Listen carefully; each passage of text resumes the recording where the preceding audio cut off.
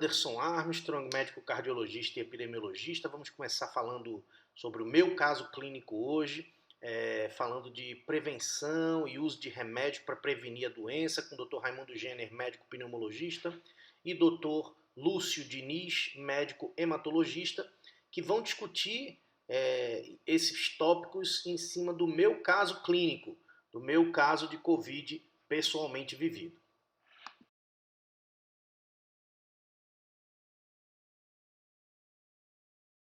Conhecido de todos nós vamos discutir o meu próprio caso clínico. Então, queria começar batendo um papo sobre essa questão de profilaxia, médico. Como é que vocês veem essa questão dessas pessoas que estão na linha de frente? Se deve usar, se não deve usar? A gente tem visto recentemente uma corrida da população geral pelas medicações que são anunciadas na televisão. Eu queria ouvir a opinião de vocês. Posso falar então. A profilaxia, né? Você está falando de profilaxia em termos de, primeiramente, profissionais, né? A gente sabe que a profilaxia para profissionais de saúde, aquelas pessoas que estão lidando com Covid, né? Ela se baseia muito na proteção da entrada do vírus, né? Que são as vias aéreas, né? Nariz, boca e olhos, tá? Aí você está envolvendo duas questões, né? A profilaxia, na verdade, você tem que saber o que é que vai entrar em contato com a pessoa, né? A gente tem duas formas de transmissão, duas formas de veículos, digamos assim. Que são as gotículas, que são aquelas gotículas, aquelas são, digamos assim, pequenas gotículas, só que são mais pesadas, né? Então, quando a gente fala, quando a gente tosse, quando a gente respira, sai gotículas, né, da nossa boca, do nosso nariz. E essas gotículas estão cheias de vírus. Esses vírus entram em contato com a outra pessoa, né, pela boca, ou pelo nariz, ou pelos olhos, vai infectar. Só que essa gotícula, ela tem baixa... ela se espalha menor, digamos, até 1 metro, 2 metros é o máximo de expansão dela. Que me parece que esse vírus se transmite dessa forma, né? Quando você olha a taxa de infecção, né, que esse vírus tem, me parece muito mais ligado a gotículas. A grande questão realmente é uma polêmica em relação aos aerosóis, né? Elas são partículas muito pequenas que elas não caem, elas flutuam, né? Então elas passam um bom tempo flutuando e por conta disso tem uma maior, elas se espalham mais e tem maior, como é que fala, alcança maior distância, né? Até 8 metros, e o vírus pode ficar viável por até 3 horas, né, naquele ambiente, aí fica flutuando. Então, para a população e para os profissionais que a gente está falando dos profissionais, você tem que proteger essas pessoas tanto de gotículas quanto de aerosóis, porque as pessoas que estão no hospital, elas tossem mais, elas vão fazer procedimentos que vão gerar mais aerosóis, como intubação, né, aspirar, né, a boca do paciente, isso gera aerosol. Então você tem que usar máscaras, né, que são de uso profissional, N95, que impede que esses aerosóis, são partículas bastante finas, penetrem e alcancem a boca ou o nariz da pessoa. E também tem que usar óculos também para evitar que essas vias de propagação atinjam os olhos, né? O que a gente observa muitas vezes é que as pessoas estão usando essas máscaras N95 por aí, na rua, né? E a gente lembra que a máscara N95 deveria ser de uso profissional, né? Está em hospital, e que tem que ter cuidado, né? Tem que ter bastante cuidado, porque uma tem uma durabilidade, né? E dois, que se houver, tipo, a pessoa tiver molhada a máscara, você perde a função da máscara, por exemplo. E o cuidado de manusear a máscara também é uma coisa bastante importante, porque boa parte dos personagens que se infectam, eles são possivelmente, são provavelmente por conta da retirada da máscara, retirada do avental. A desparamentação, ela é muito mais difícil de fazer, de acontecer, do que colocar a máscara, né? Também, o que você colocou é perfeito. Primeiro, a questão das máscaras, né? A questão da barreira, a questão da distância entre as pessoas, porque, como você falou, de forma geral, a transmissão parece ser por gotículas, né?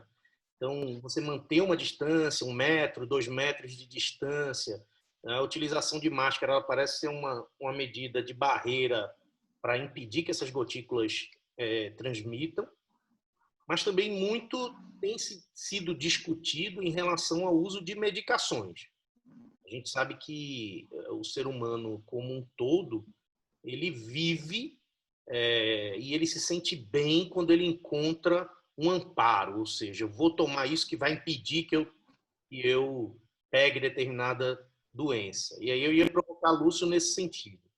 Das medicações, das vitaminas, o que você tem lido a esse respeito, Luiz? Qual é a tua opinião? Como o Raimundo falou, a principal medida profilática, tanto para profissionais quanto pessoas de maneira geral, é o uso adequado de EPIs, né? Antes de falar de medicação especificamente, só queria trazer um dado que foi publicado recente, acho que não chegou nem a ser publicado ainda, foi divulgado mais de forma extraoficial.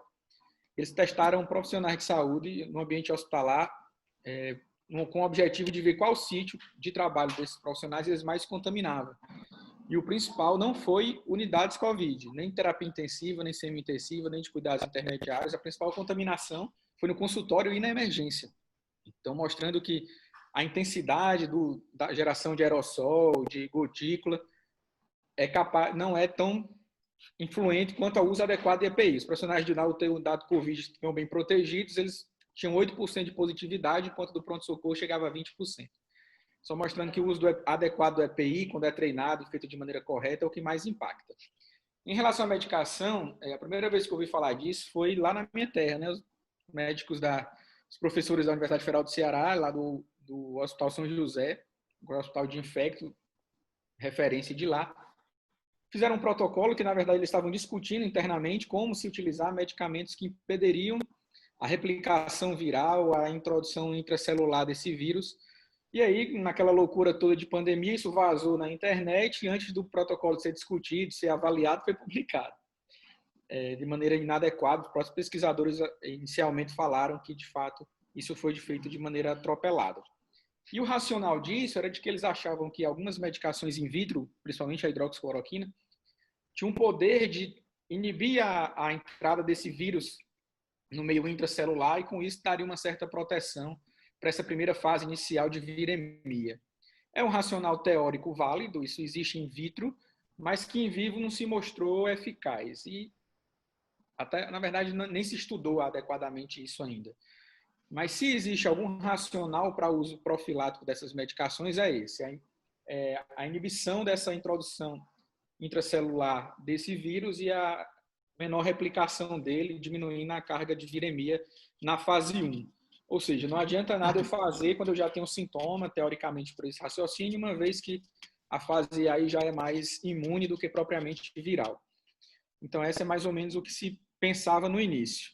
Como eu disse, não se mostrou, não se tem nenhum estudo ainda publicado nessa análise, com esse endpoint, para avaliar se de fato a profilaxia, especialmente em que se expõe mais, é adequada. Tem muita gente fazendo off-label, tem muita gente fazendo um monte de coisa, como você disse, eu acho que é o apego mais, né, a segurança do que está fazendo alguma coisa e não fazer nada. Mas não adianta nada você fazer isso e não saber usar uma máscara, pegar na frente da máscara e levar o olho, enfim, fazer o uso inadequado do básico. Eu acho que a gente tem que partir do básico inicialmente. Uma coisa que chama atenção em relação à profilaxia é que uma coisa que nós aprendemos na cardiologia ao longo de muitos e muitos anos de estudo na prevenção de doenças cardiovasculares, aí o infarto, o derrame, né? É que no passado a gente, inclusive, fazia muito mais prevenção primária com a insulina, por exemplo. Prevenção primária é aquela que você começa a dar um remédio para os pacientes porque eles têm fatores de risco, hipertensão, obesidade, diabetes, mas ainda não tiveram a doença. A prevenção é chamada de secundária quando a pessoa já teve a doença e aí você quer prevenir que ela volte a ter a doença. Então, enquanto a aspirina na prevenção secundária, ou seja, depois que você já teve um derrame, já teve um infarto, ela está bem estabelecido o seu papel protetor, nesse outro grupo de pacientes que não teve ainda nada de doença cardiovascular, mas que estão sob risco, ela não tem demonstrado tanto benefício. Então, isso vem de um racional de que o risco de base da pessoa é importante na hora de tomada de decisão das medidas preventivas. Se o risco de base, se a pessoa tem um risco baixo, então não compensaria fazer medidas profiláticas. Esse é o meu racional. Então, em medidas populacionais como um todo, eu vou ouvir já Raimundo, eu acho que não se justificaria, diante desse racional, nós sairmos fazendo profilaxia em massa para a população, até porque isso consome os recursos em saúde que nós temos, atirando sem um alvo bem definido. Talvez, e aí é uma provocação que eu vou colocar a Raimundo, porque recentemente um colega médico me contactou e a situação dele era uma situação bem específica. Ele é médico das Forças Armadas e iria servir num navio na Amazônia, atendendo indígenas com coronavírus na fronteira. E, nesse caso, ele estava longe de qualquer estrutura hospitalar. Ele estava em contato direto com casos suspeitos e eventualmente confirmados. E ele, como profissional de saúde, com um tempo de exposição elevado, que é importante a gente ter isso em mente, né? É uma relação entre a quantidade de vírus a que você é exposto pelo tempo a que você está exposto a esse vírus. Então, esse seria um cenário em que eu não contraindiquei, no caso, a profilaxia, apesar de não ter evidência. E assim, a gente está discutindo tudo off-label, tudo fora de bula, tudo fora de recomendação. Mas o racional por trás é, nesse caso, estamos diante de uma pessoa que está sob um risco de base muito mais elevado de contrair a doença, longe de recursos de saúde para um tratamento efetivo rápido, não é?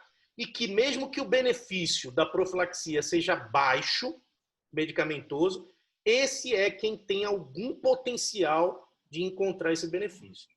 Raimundo, o que você achou dessa minha postura? Isso foi um caso real e comenta que você não falou ainda de remédio também.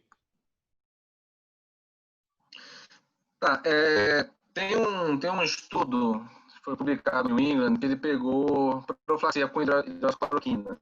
Né? Eles pegaram, na verdade, profissionais de saúde que tiveram pelo menos 10 minutos de contato com pessoas infectadas sem proteção, né? Chamaram de contato de alto risco. E também pegaram pessoas que moravam em casa, né, familiares, em que um dos familiares teve Covid, confirmado com PCR, né? Então, eles pegaram essas pessoas que tiveram contato um alto risco, né, de contrair o Covid, profissionais de saúde que estavam no trabalho, tiveram contato com o paciente com Covid, mais de 10 minutos, né, sem EPI, e em casa, né, o infectado estava em casa. E eles deram hidroxicloroquina para essas pessoas como profilaxia para evitar o Covid. E compararam com placebo, né, foi um estudo até interessante. E esse estudo não mostrou benefício da hidroxicloroquina, né, para profilaxia. Assim, entendo, é um estudo único, mas ele foi uma exposição bem razoável, exposições em casa e exposições de profissionais que trataram Covid, né? Mais uma vez, 10 minutos sem EPI em contato com Covid. Então, uma exposição de alto risco. Bem, é aquela coisa, né? Você também é um único trabalho, né? Mas acho que é um dado razoável nesse contexto, tá? E a hidroxicloroquina nem nesse sentido foi benéfica em reduzir a infecção, né, de pacientes que não estavam infectados. Por esse estudo eu falei, olha, Anderson, eu acho que a gente não tem benefício, né, nesse estudo, foi um estudo razoavelmente bem feito, mas aquela coisa, né? A gente já vê na medicina que às vezes um estudo vai na direção e depois a gente percebe que aquele estudo tinha algum erro ou simplesmente por coincidência, né, que acabou dando um resultado que não era o esperado, tá? Mas realmente nesse caso seu, o cara vai se adoecer, o cara vai ter pouco recurso, né? É de se pensar, eu concordo com você. Se fosse eu, né, se eu estivesse indo lá, talvez eu não, por esse estudo eu não. Eu acho que eu não tomaria. Tá? Mas, de forma alguma, se a pessoa quiser tomar, não condeno de jeito algum. Né? De jeito algum mesmo, porque o estudo não dá para você definir a medicina por um único estudo. Né? Imagina um negócio que é tão novo como o Covid. Teve um trabalho interessante também da reumatologia, que eles avaliaram pacientes que já usavam hidroxicloroquina com outras indicações e viram se teve diferença na taxa de infectividade nesses cenários. E se viu que não, que dentro da mesma população, do mesmo grupo, mesma faixa etária, mesma exposição de risco, quem usava hidroxicloroquina por outro motivo ou não, teve a mesma taxa de infecção. Então, como eu disse, não tem nenhum dado que mostre ainda isso à vista da ciência, mas óbvio, é uma doença nova, estudos recentes, não se sabe dose, tempo de exposição. Como a hidroxicloroquina de um efeito imunomodulador é uma droga de depósito, não se sabe há quanto tempo teria que ser feito antes para que ela tenha um efeito na hora da exposição. Enfim, são muitas dúvidas. Mas, assim, é uma situação difícil, essa que você teve que decidir. Eu dizeria a ele o que existia, o que existe. Eu diria a ele, e aí ele tomava uma decisão compartilhada, uma vez que não se é uma pergunta sem resposta. Eu acho que a maioria das perguntas que nós vamos fazer hoje aqui são sem resposta. É uma doença que começou agora em 2020, virtualmente. Ela começou a ser descrita em dezembro de 2019, então é uma doença de 2020. A gente está tendo que trocar a roda do carro com o carro em movimento. E esse é o objetivo mesmo, que a gente tenha o coração aberto para debater que, primeiramente, a gente não sabe. O médico que entra para atender um paciente Covid e diz, eu sei o que eu tenho que fazer, ele está errado de cara.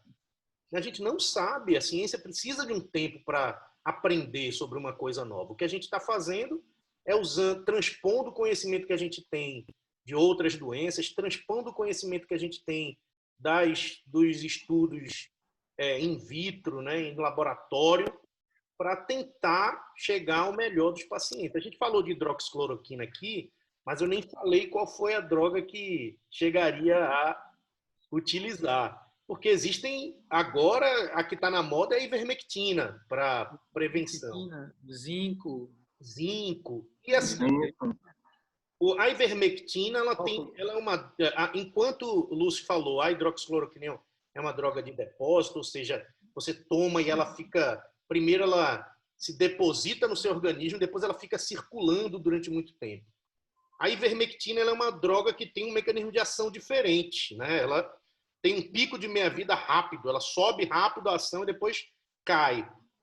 Então, como é que vocês estão vendo essa questão do uso da ivermectina como profilático? Que fique claro que todas essas drogas que a gente está comentando são drogas que são muito conhecidas da população médica em outras circunstâncias e que nós temos uma relação de segurança muito boa.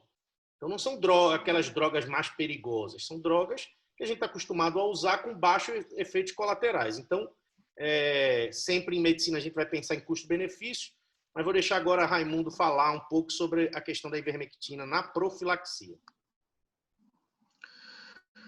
Olha, só se a hidroxicloroquina a gente tem dificuldade em falar se ela é boa ou não para profilaxia, aparentemente não é, né? A ivermectina acho que é até pior, né? A gente talvez tenha menos ainda, né, crença, né, menos dados do que a ivermectina realmente vai atuar, né, evitando que a pessoa se infecte, tá? Mas de fato, é como você falou, é uma droga muito simples de usar, está à disposição a qualquer momento, é barata, baixo efeito colateral, né? Então é aquela coisa, a pessoa pensar, se mal não faz, se bem não faz, mal também não vai fazer, né? Agora, a gente não costuma usar medicamento nesse sentido, né? Se não vai fazer bem, mal também não faz. A gente usa a medicação no sentido de trazer benefício. A gente não faz para se talvez traga benefício, mas também vai ter malefício. A gente não tem esse pensamento, tá? Então, a ivermectina está no mesmo grupo, acho que é um pouco menos evidente, né? Que a hidroxicloroquina teve toda a celeuma, né, política em torno da droga. Também, fora do Brasil, teve uma polêmica muito grande, né? E a ivermectina acho que nem entrou nesse rol de polêmica, né? Ele ficou mais em coisas mais periféricas, né? Parecia que ser bom in vitro, mas que realmente está faltando um dado mais forte, um embasamento mais forte para você indicar profilaxia, tá? Mas é aquela coisa, né? É como você faz a medicação, talvez fosse feito o chá da sua avó, se o chá da minha avó não vai fazer mal, não vai fazer bem, mal também não faz. Então fica nesse contexto, né? Do chazinho da avó. Mas realmente, eu confesso não ter lido nada, nenhum dado mais forte assim sobre a efetividade da ivermectina. Você Não fala sei se o Lúcio viu alguma coisa, né? Os estudos da da ivermectina, avó, Raimundo, que é interessante, é a sensação de segurança, né? Que para o ser é isso. humano É o perde efeito placebo, quase isso, o né? efeito placebo, o efeito da sensação de segurança. Às vezes você vê aquela pessoa desesperada, com muito medo, vai, por exemplo, o meu colega que ia para o barco lá no meio, ele incrivelmente estava muito corajoso, realmente. Eu estaria muito mais assustado do que ele. E foi uma situação que eu achei bem inusitada, e ele extremamente tranquilo. O senso de dever, né, que todos nós profissionais de saúde temos, ele talvez pela questão das Forças Armadas ainda mais exacerbado. Mas, Lúcio, o que você acha aí dessa discussão então, assim, um efeito ansiolítico, né, de quebra da ansiedade também, para um cara que A está numa situação ivermectina, difícil, né? O que você acha da questão da ivermectina e dos eu outros acho que que, você chegou a enumerar aí, zinco e outras coisas? pronto, a ivermectina está nessa seara mesmo, assim, de dar mais apoio moral, digamos, do que propriamente ser efetivo na profilaxia. Os estudos que tem com ela são in vitro, são estudos in vitro e a gente sabe que tem muitos antivirais que in vitro têm uma função adequada. A própria ivermectina é efetiva in vitro contra HIV, contra ebola, enfim, e não se mostrou em vivo essa ação. E o detalhe dessa avaliação in vitro é que eles fazem doses muito supramáximas, né? A ivermectina é aproximadamente 35 vezes a dose máxima tolerada, do que a concentração dela em placa, in vitro. Então, se a gente quiser aquele efeito em humano, aí a toxicidade, que é baixa na dose habitual, passa a ser proibitiva, principalmente a neurotoxicidade da ivermectina. Então, os estudos que se tem in vitro, a gente não faz medicação baseada em estudo in vitro.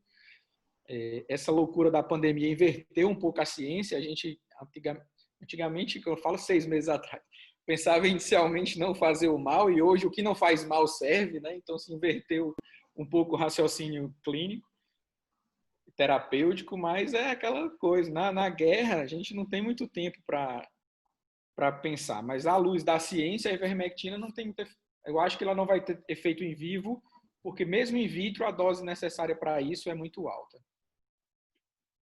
Nós estamos nessa fase inicial de profilaxia e eu acho que algumas coisas que vale a pena a gente colocar, e eu me preocupei em fazer. Eu não fiz profilaxia medicamentosa, eu estou aqui para dizer todo o meu quadro abertamente, em nenhum momento fiz profilaxia medicamentosa, pelos motivos que eu já expus.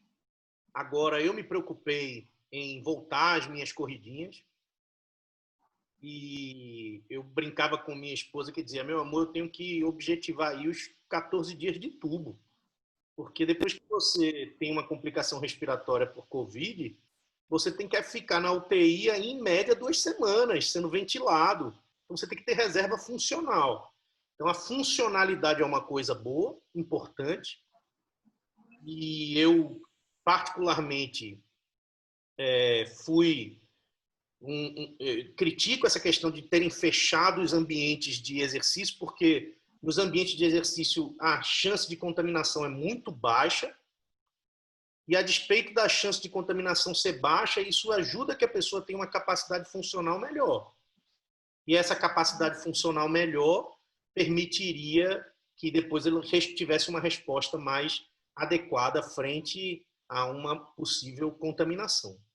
Um outro aspecto que eu acho importante é a questão da alimentação, não a reposição de zinco, e sim manter uma boa alimentação. Não é, por exemplo, um bom momento de se fazer dieta. Eu tive que interromper minha dieta, veja que sacrifício. Eu interrompi a minha dieta A para quarentena é justamente, segunda-feira, né? exatamente. Então, para que a gente pudesse ter uma alimentação saudável, uma alimentação acontecendo bem feito, E eu acho que isso é que pesa mais nessa profilaxia. Você está bem funcionalmente, você que tem alguma doença está buscando estar compensado dessa doença e bem alimentado. Só um dado curioso que teve, desculpa, de pacientes com HIV, né, na Espanha, eles publicaram um trabalho observacional, né, aquele que você só faz observar o que acontece com os pacientes, né? Que observaram que as pessoas que usaram, os pacientes HIV que usaram tenofovir com encitrabina, que é um antiviral para HIV, eles tiveram menos infecções de Covid e quando tiveram foram casos menos graves, né? Então, talvez aí, quem sabe, né, uma medicação, não sei se vai dar tempo nessa história toda para testar isso aí com profilaxia, mas é uma medicação a mais que também é um dado a mais que surgiu dentre tantos que a gente recebe semanalmente. E aí entra aquele conceito do custo-benefício, né? Você vai fazer uma terapia antirretroviral intensa, com medicações que você vai usar por longo prazo e que tem efeitos colaterais. Essas medicações são medicações que, reconhecidamente, têm vários efeitos colaterais indesejáveis. Então, será que vale a pena? Se a gente sabe que a maior parte dos casos de coronavírus não vai evoluir para casos graves, você vai fazer uma profilaxia de risco para uma doença que não tem um risco tão alto.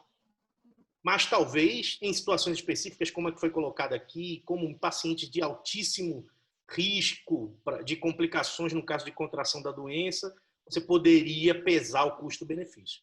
E aí fica a primeira mensagem que eu queria deixar em relação ao uso de medicação, que é: não faça nada da sua cabeça. Porque ouviu falar, o Covid é uma doença que merece ser orientada por pessoas que estejam estudando o Covid.